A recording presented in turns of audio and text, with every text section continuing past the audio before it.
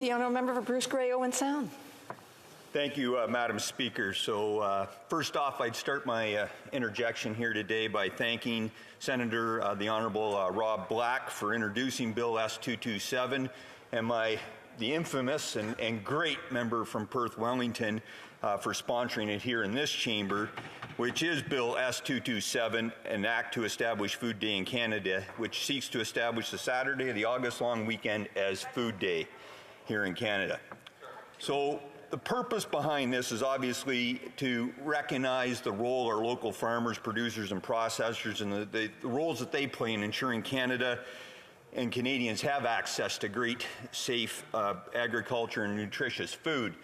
So the tact I'm going to take here in my speech, Madam Speaker, is I've gone through and reviewed pretty much all the interjections that have occurred so far in this chamber.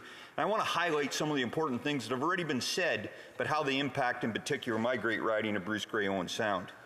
So I'd like to start by noting, and it has been mentioned, and I actually, to be frank, knew very little about Anita Stewart before reviewing and preparing for this speech.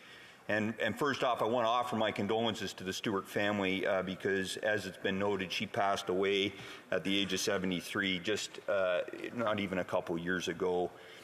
But what was interesting is really this origins of Food Day in Canada really go back 20 years, tied to a concern that Anita had, which was born over the crisis that we've faced as a country, being mad cow disease or BSE, and just the importance of that. And so I'd like to note that my very first question here in the House of Commons upon my election in late 2019 was, and I'll quote here, "I was very disappointed last week while listening to the throne speech to hear very little mention of rural Canada and our critical and diverse agricultural sector.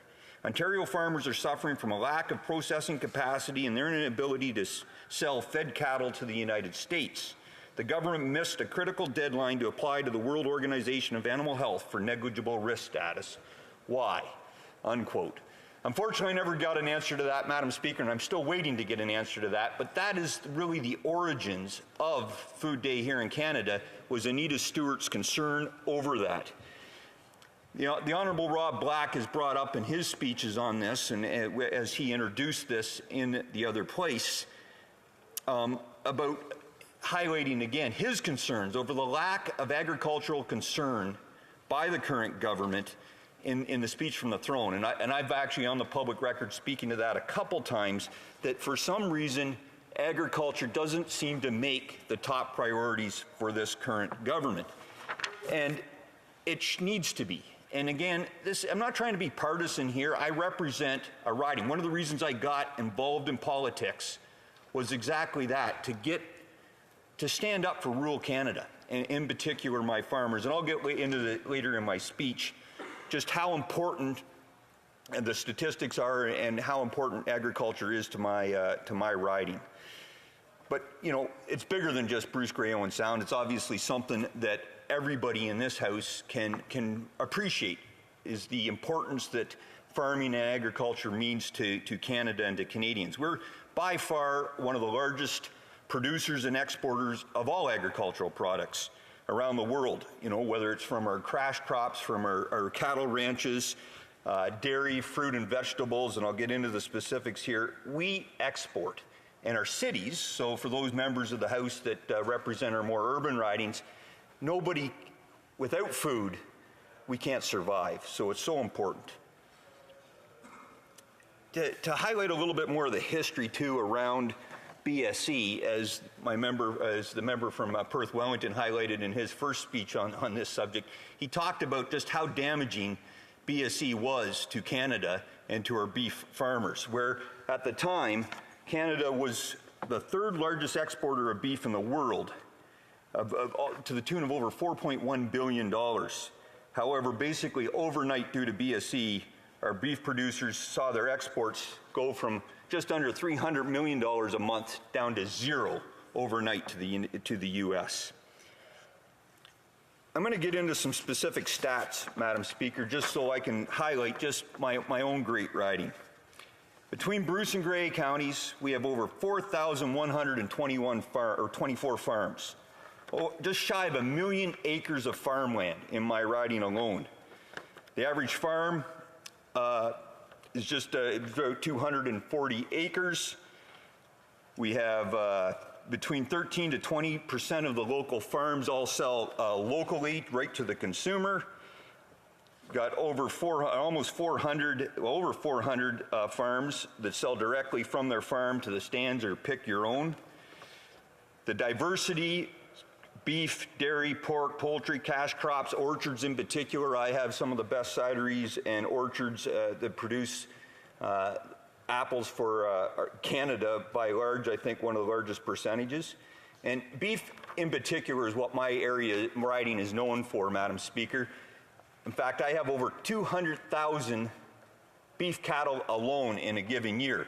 I just wish I could get them to vote, because then my results would likely even be better during federal elections.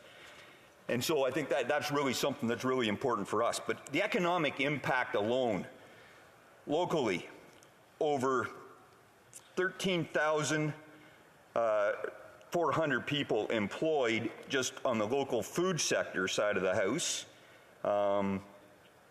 Over 4,117 businesses, cash receipts of over $1 billion, which across the province, food alone is responsible for $2.8 billion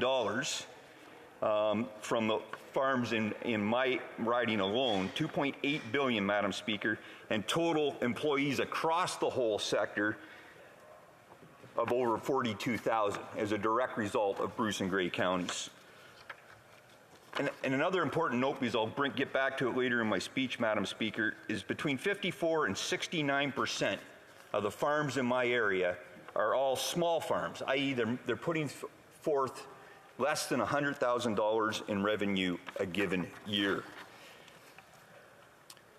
A few other points I want to highlight, Madam Speaker, that has been brought up by other colleagues here in the House, is just how resilient our farmers are.